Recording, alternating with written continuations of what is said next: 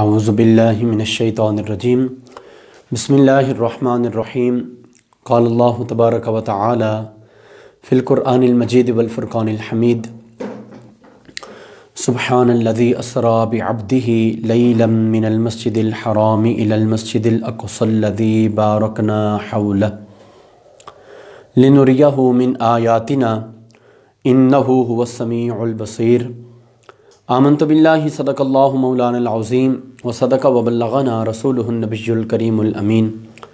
السلام علیکم ورحمۃ اللہ وبرکاتہ۔ ویورز، آپ دیکھ رہے ہیں چینل 94 نیوز۔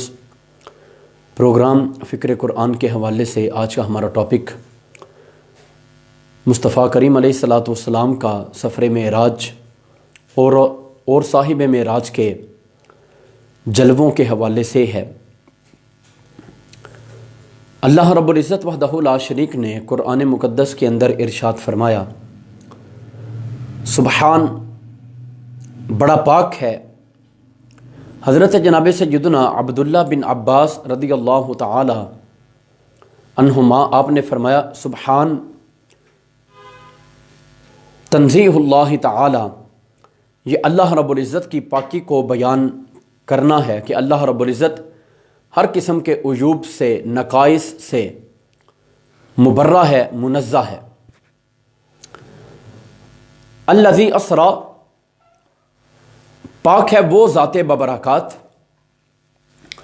جس نے اپنے بندے کو سیر کروائی، لیلاً، رات کے تھوڑے سے حصے میں۔ یہاں پہ توجہ طلب امر اور بات یہ ہے کہ سرا یسری اور اسرا یسری، اس کے عمومی طور پہ میننگز یہ ہوتے ہیں: رات کے وقت کی سیر کرنا۔ رات کے وقت کی سیر کو سرا یسری، اسرا یسری ان الفاظ سے بیان کیا جاتا ہے۔ بذات خود اس کے اندر یہ میننگز موجود ہیں، رات کے وقت کی سیر کرنا۔ آگے لیلاً، رات کا وقت بھی بتایا گیا، لیکن اگر وہ رات کا وقت نہ بھی بتایا جائے تو بذات خود بھی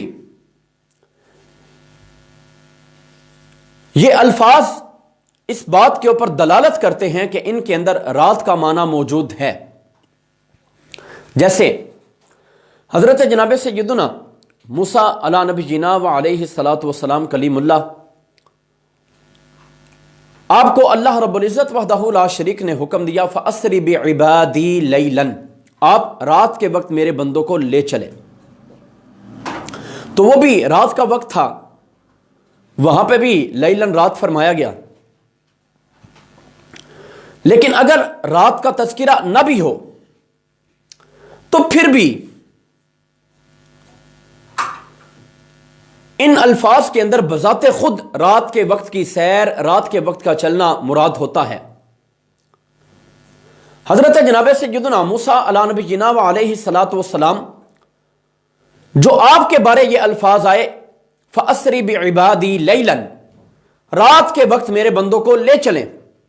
کیوں؟ اس کی وجہ کیا تھی؟ اِنَّكُمْ مُتَّبَعُونَ، آپ کے پیچھے فرعون کا لشکر بھی نکلے گا، آپ کا پیچھا کیا جائے گا۔ فرعون بذات خود اور اس کے لشکر والے وہ آپ کی جماعت کا پیچھا کریں گے، آپ رات کے وقت نکلیں۔ یعنی وہ کچھ نہ کچھ سوئے ہوں گے، کچھ غفلت کے اندر ہوں گے، کچھ اپنی عیاشی اور فحاشی کے اندر ہوں گے، تو آپ رات کے وقت نکلیں۔ ادھر محبوب دو عالم علیہ الصلاۃ والسلام کے لیے فرمایا کہ رات کے وقت اللہ رب العزت نے اپنے بندے کو سیر کروائی، رات کے وقت کا تذکرہ بیان فرمایا۔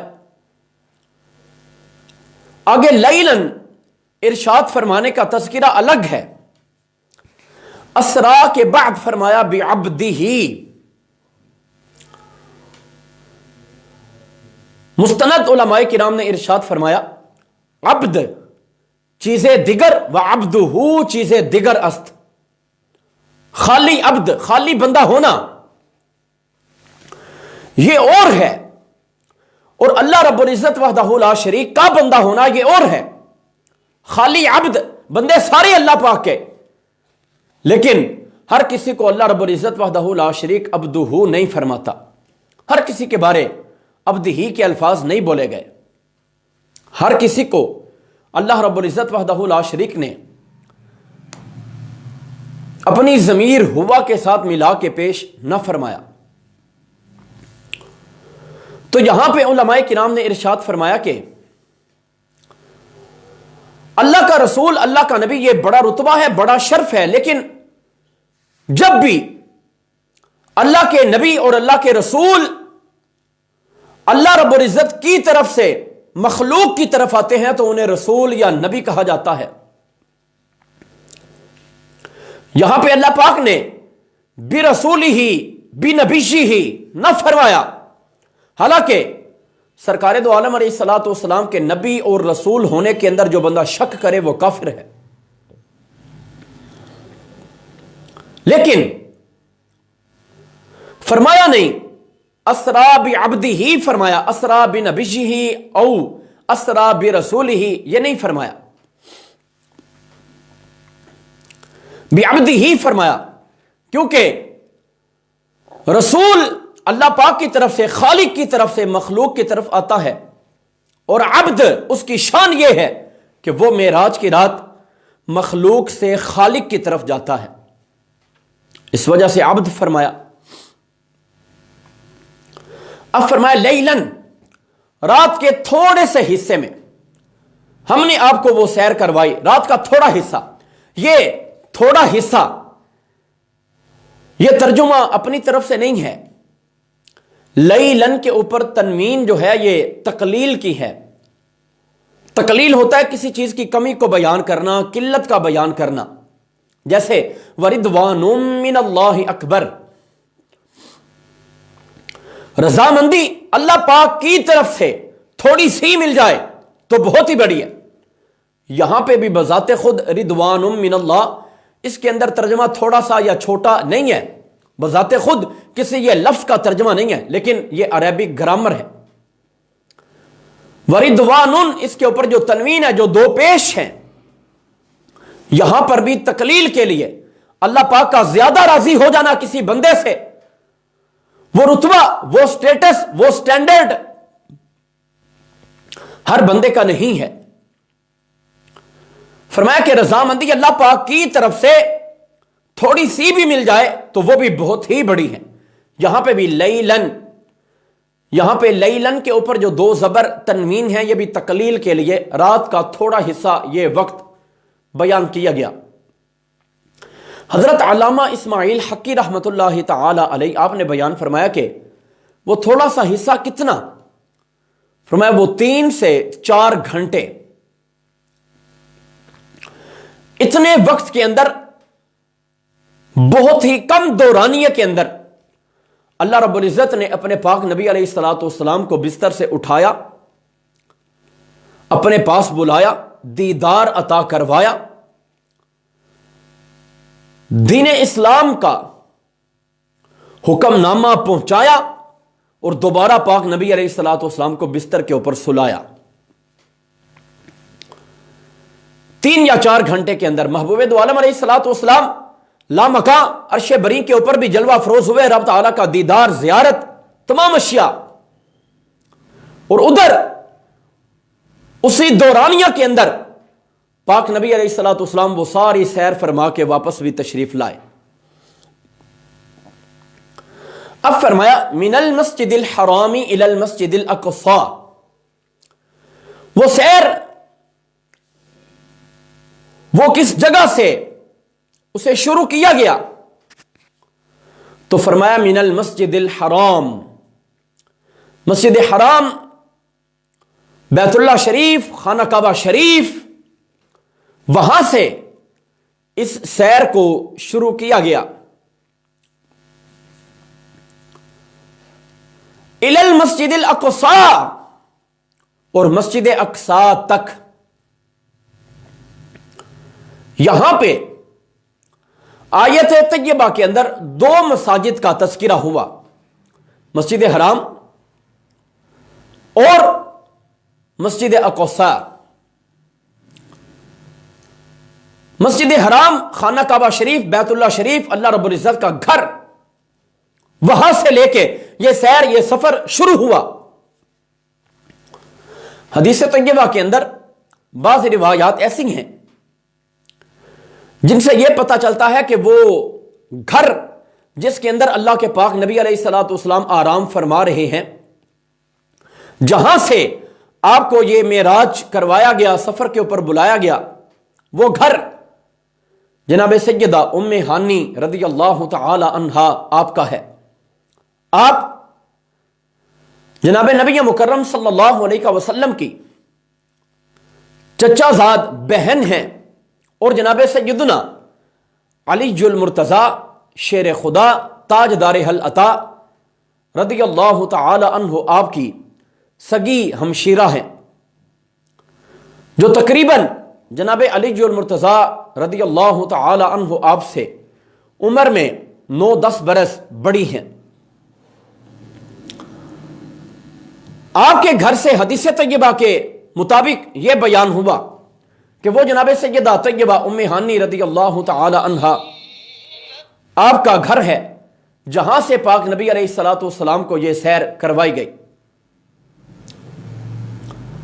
قرآن مجید نے بتایا من المسجد الحرام، تو علماء کرام نے ارشاد فرمایا مطابقت یہ ہے قرآن پاک کے اندر اور حدیث طیبہ کے اندر، قرآن عظیم نے مسجد حرام سے اس سفر کا آغاز بیان فرمایا، اور حدیث طیبہ نے جناب سیدہ ام ہانی رضی اللہ تعالی عنہا آپ کے گھر سے، تو فرمایا کہ مطابقت یہ ہے، دونوں کو جمع کرنے کی صورت یہ ہے، اگر یہ کہہ لیا جائے کہ جناب سیدہ ام ہانی رضی اللہ تعالی عنہا آپ کا گھر حرم شریف کی مسجد حرام کی حد کے اندر ہے، تو بالکل درست ہوا کہ ان کا گھر حرم شریف کی حد کے اندر داخل، مسجد حرام کا ایک حصہ۔ تو فرمایا کہ جب اس کی حد کے اندر داخل ہوا تو گویا کہ ان کا گھر بھی حرم کے اندر، مسجد حرام کے اندر، تو وہاں سے سیر کروائی گئی۔ فرمایا اس طریقہ کار سے یہ مطابقت ہو سکتی ہے، دونوں چیزوں کو قرآن و حدیث کو جمع کرنے کی یہ حسین ترین صورت بیان فرمائی گئی۔ پھر فرمایا الی المسجد الاقصی، مسجد اقصی بیت المقدس تک، یہ دونوں گھر اللہ رب العزت وحدہ لا شریک کے بڑے بابرکت، مسجد اقصی بیت المقدس، یہ وہ بھی جگہ جس کو پہلا گھر بھی کہا جاتا ہے۔ قرآن عظیم نے بیان فرمایا ان اول بیت وضع للناس للذی ببکہ، فرمایا کہ پہلا گھر وہ ہے جسے مکہ کے اندر رکھا گیا، لوگوں کے لیے بنایا گیا، وہ باعث برکت بھی ہے، تمام جہانوں کے لیے ہدایت کا سبب بھی ہے۔ مسجد اقصی کو بھی پہلا گھر کہا گیا، کعبہ شریف کو بھی پہلا گھر کہا گیا۔ اس کے درمیان مطابقت یہ ہے کہ حقیقی پہلا گھر کون سا ہے، تو وہ کعبۃ اللہ شریف، اللہ رب العزت کا گھر، وہ پہلا گھر ہے۔ اسے فرشتوں نے بھی بنایا، حضرت آدم علیہ نبی جناب علیہ الصلوۃ والسلام نے بھی بنایا، اور طوفان نوح علیہ الصلوۃ والسلام کے وقت اس کو اٹھا لیا گیا۔ حضرت جناب سیدنا ابراہیم خلیل اللہ علیہ الصلوۃ والسلام نے اسے پھر بنایا۔ ادھر حضرت جناب سیدنا سلیمان علیہ نبی جناب علیہ الصلوۃ والسلام اور دیگر انبیاء کرام نے وہاں پہ عبادتیں فرمائیں، تو اس عظمت کے پیش نظر اسے بھی پہلا گھر کہا جاتا ہے۔ لیکن چونکہ کعبہ شریف کی شان و عظمت یہ پہلے دن سے عیاں ہے، واضح ہے، اس وجہ سے کہا جاتا ہے کہ پہلا گھر یہ کعبہ شریف بیت المقدس ہی ہے۔ اس وجہ سے اس کی شان و عظمت نرالی ہے، اس کا رتبہ وراء الورا ہے۔ اب یہاں پہ جو قرآن پاک کی آیت طیبہ کے اندر صحیح طریقے سے الفاظ موجود ہیں وہ ہے من المسجد الحرام الی المسجد الاقصی، مسجد حرام سے مسجد اقصی تک کا یہ سفر. لیکن من جو ہے یہ ہے ابتدا کے لیے، اور الا یہ الا کا حرف کبھی کبھی ابتدائے غایت کے لیے آتا ہے اور کبھی کبھی انتہائے غایت کے لیے آتا ہے. یہاں پہ صرف یہ تذکرہ ضروری نہیں کہ مسجد حرام بیت اللہ شریف سے مسجد اقصی تک ہی معراج ہے، باقی نہیں. تو اس کا انکار باقی سفر کا، اللہ کے پاک نبی علیہ الصلوۃ والسلام کا آسمانوں کے اوپر جانا، پھر آگے سدرۃ المنتہا اللہ رب العزت کے قرب خاص میں. یہاں پہ بخاری، مسلم، مصنف ابن ابی شیبہ، دیگر احادیث کی مستند کتابیں اس کے اوپر دال ہیں. تو احادیث طیبہ سے جب اوپر کے آسمان کا معراج، سدرۃ المنتہا، یہ تمام اشیاء جب واضح ہیں تو پتہ چلا کہ وہاں پہ کوئی انتہا کی بات نہیں ہے کہ یہ سیر مسجد حرام سے مسجد اقصی تک ہی ہے اور بس نہیں. کیونکہ لفظ الہ، حرف الہ کبھی ابتدائے غایت کے لیے آتا ہے، کبھی انتہائے غایت کے لیے، کبھی کسی چیز کی ابتدا کے بارے اور کبھی کسی چیز کی انتہا کے بارے. یہاں پہ اگر ابتدائے غایت کے لیے حرف الہ ہو پھر بھی ترجمہ درست ہے، اور اگر انتہائے غایت کے لیے ہو پھر بھی ترجمہ درست ہے. ابتدا اس لیے کہ پاک نبی علیہ الصلوۃ والسلام کا اولین سفر جب مسجد حرام سے شروع ہوا تو وہ ابتدا مکمل کہاں تک ہوئی؟ مسجد اقصی تک. یہ پہلی سٹیج کا سفر قرآن عظیم نے بیان فرمایا. جس طرح کے کئی احکامات قرآن پاک کے اندر ایسے ہیں جن کا بالکل مختصر اجمالی سا خاکہ ایک سکیچ بنا کے قرآن عظیم نے پیش فرمایا، اور حدیث طیبہ نے اس کی ایکسپلینیشن کر دی، وضاحت کر دی. حدیث طیبہ نے جب اس کی ڈیٹیلز کو بیان کر دیا تو ہر چیز واضح ہو گئی کہ قرآن پاک کے حکم کا حقیقی مطلب کیا ہے. تو جب یہاں پہ بھی حدیث طیبہ نے آگے کے سفر کی وضاحت کر دی تو پتہ چلا کہ معراج کی رات کا جو پہلا سٹیپ ہے پاک نبی علیہ الصلوۃ والسلام کا، وہ مسجد حرام سے لے کے مسجد اقصی تک، اگرچہ یہاں پہ بھی راستے کے اندر چند ایک انبیاء کرام علیہم الصلوات و تسلیمات سے ملاقاتیں ہیں. اور اگر انتہائے غایت کے لیے اسے مانا جائے تو پھر یوں کہا جائے گا کہ یہاں پہ آ کے راستے کے اندر بھی اگرچہ چند ایک مقامات کے اوپر پاک نبی علیہ الصلوۃ والسلام تھوڑا تھوڑا آرام فرماتے رہے، رکتے رہے، لیکن اس جگہ کے اوپر چونکہ آپ نے امام الانبیاء والمرسلین صلی اللہ علیہ وسلم کی حیثیت سے جملہ انبیاء کرام علیہم الصلوات و تسلیمات کی امامت فرمائی، یہاں پہ بقیہ سفر کے اوپر جس قدر آپ رکے ٹھہرے اس کی نسبت قدرے زیادہ آپ رکے، اس وجہ سے یہ انتہائی غایت ہوئی. تو دونوں اعتبار سے یہ درست ہوا. اور علماء کا یہ متفقہ فیصلہ ہے کہ اس سیر کو، مسجد حرام سے لے کے مسجد اقصی تک کی سیر کو اگر کوئی بندہ یہ کہے کہ نہیں ہوئی تو وہ قرآن کریم کا انکار کر کے صریح کافر ہو جاتا ہے. حضور نبی محترم صلی اللہ علیہ وسلم نے حدیث طیبہ کے اندر بیان فرمایا، لا تشد الرحال، فرمایا کہ اپنے کجاوے نہ باندھے جائیں گے، سفر شروع نہ کیا جائے گا، الا الی ثلاثۃ مساجد، مگر 3 مساجد کی طرف. یہ حدیث طیبہ کا مطلب یہ نہیں کہ ان 3 مساجد کے علاوہ وہ 3 مسجدیں، مسجد حرام، مسجد اقصی اور مسجد نبوی، پاک نبی علیہ الصلوۃ والسلام نے فرمایا کہ ان 3 مساجد کے سوا کسی مسجد کی جانب رخ کر کے سفر نہ کیا جائے. اس کا یہ مطلب ہرگز نہیں کہ کسی اور مسجد میں بندہ نماز بھی نہیں پڑھ سکتا، آ جا نہیں سکتا، بندہ سفر نہیں کر سکتا. اس طرح تو ضرورت کے پیش نظر منڈی بہاؤدین سے لاہور کا، ملتان کا، کراچی تک کا سفر بالکل ختم کر دیا جائے گا.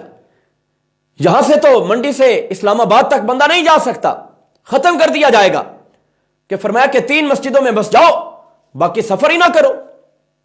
نہیں، یہاں پہ مطلب یہ ہے جتنا ثواب ان مساجد کے اندر ہے، مثلا مسجد حرام کے اندر ایک نماز کا ثواب 1,00,000 کے برابر، مسجد نبوی شریف کے اندر ایک نماز کا ثواب 50,000 کے برابر، اور مسجد اقصیٰ کے اندر ایک نماز کا ثواب 1,000 کے برابر۔ یہ سمجھ کے کہ جتنا ثواب ان مساجد کے اندر ہے وہ کسی اور مسجد کے اندر بھی مل جائے گا، تو فرمایا کہ یہ نیت کر کے سفر نہ کرنا۔ ان مساجد کی شان و شوکت بلند ترین ہے، ان کے درجات اور رتبے مناقب ان کے اعلیٰ ہیں، لہٰذا یہ نیت کر کے دیگر مساجد کے اندر نہ جاؤ۔ تو یہاں پہ شانیں بیان کی گئیں مسجد حرام اور مسجد اقصیٰ کی۔ اب فرمایا کہ مسجد اقصیٰ کون سی ہے؟ الذی بارکنا حولہ۔ اب جیسے کہا جائے ذہبت من البصرۃ الی الکوفہ، کہ میں بصرہ سے کوفہ کی جانب گیا، یہاں پہ بصرہ یہ ابتدائی سٹیج ہے اور کوفہ یہ آخری سٹیج ہے، بندے کا سفر ختم الی انتہائی غایت کے لیے یہاں پہ۔ لیکن آیت طیبہ کے اندر وہاں پہ ذہبت من البصرۃ الی الکوفہ، اس کے اندر بعد میں کوئی بھی صلہ موجود نہیں ہے، یہاں پہ مسجد اقصیٰ کا صلہ الذی موجود ہے، اس کی وضاحت کی گئی۔ تو پتہ چلا کہ صرف مسجد اقصیٰ کی سیر نہیں، اس کے آس پاس جو برکات ہیں وہ تمام، فرمایا کہ ان چیزوں کے پیش نظر، ان برکات کی وجہ سے اللہ رب العزت نے اس شان و شوکت کو بیان فرمایا کہ مسجد اقصیٰ کوئی عام نہیں، الذی بارکنا حولہ، جس کے آس پاس ہم نے برکات کو رکھا ہے، وہاں پہ بڑے بڑے گلستان، بڑے بڑے چمنستان، بڑے بڑے باغبان اور بڑی شانیں، عظمتیں، بڑے بڑے درخت، پھل پھول، ہر طرح کی نعمتیں، اور مسجد اقصیٰ کے آس پاس 4,500 انبیاء کرام علیہم الصلوات و تسلیمات کی قبورات طاہرہ، مزارات عالیہ وہاں پہ موجود ہیں۔ تو فرمایا کہ یہ ساری کی ساری برکتیں ہیں وہاں پہ۔ جب یہ اشیاء موجود ہیں، اللہ پاک نے فرمایا کہ اس کے آس پاس برکتیں ہیں، صرف برکت پھولوں کو نہیں کہا گیا، صرف برکت پھلوں کو نہیں، قرآن عظیم نے یہ بتایا جس جگہ کے اوپر اللہ کے نبی کا جسم لگ جائے قیامت تک کے لیے اللہ پاک اس جگہ کو باعث برکت بنا دیتا ہے۔ فرمایا لِنُرِيَهُ مِنْ آیاتنا، تاکہ ہم اپنے پاک نبی کو کچھ آیتیں دکھائیں، کچھ نشانیاں۔ یہاں پہ نشانیاں بھی صرف مسجد اقصیٰ کی نہیں، اگرچہ وہ بھی بڑی بڑی نشانیاں ہیں، لیکن نوریہ فعل مضارع، present indefinite tense, future indefinite tense, دونوں زمانے اس کے اندر موجود۔ یہ ایک وقت کے اندر یا تو حال کا معنی دے گا، یا استقبال کا، یا پریزنٹ کا، یا فیوچر کا، لیکن اس کے اندر 2 زمانے پائے جاتے ہیں، ایک وقت کے اندر ایک ہی ہوتا ہے۔ یہ بتایا کہ ہم اپنے محبوب کو نشانیاں دکھاتے ہیں، کب؟ جب وہ مسجد اقصیٰ کے اندر ہے، اور ہم اپنے نبی کو نشانیاں دکھائیں گے کب؟ جب وہ اوپر کا سفر طے کریں گے، وہ بھی نشانیاں۔ حالانکہ سب سے بڑی نشانی تو اللہ رب العزت وحدہ لا شریک۔ تو فرمایا کہ یہ سفر اس لیے کروایا گیا کہ ہم اپنے نبی کو نشانیاں دکھائیں۔ کیوں؟ انہ هو السمیع البصیر، بے شک اللہ پاک سننے والا، دیکھنے والا ہے، وہ تمام معاملات کو سنتا، ہر چیز کو جانتا ہے، دیکھتا ہے۔ گویا کہ یہ بتایا ہم اپنی سپرویژن میں، اپنی نگرانی میں اپنے پاک نبی علیہ الصلوۃ والسلام کو معراج کروا رہے ہیں، تو کوئی بندہ ان کے معراج کا انکار نہ کرے۔ یہ بالکل حقیقت ہے، حقانیت کے اوپر دلالت کرتا ہے کہ معراج صاف صاف صداقت کی بات ہے۔ اللہ رب العزت وحدہ لا شریک ہم سب کو توفیق عمل عطا فرمائے، آمین۔ وما توفیقی الا باللہ۔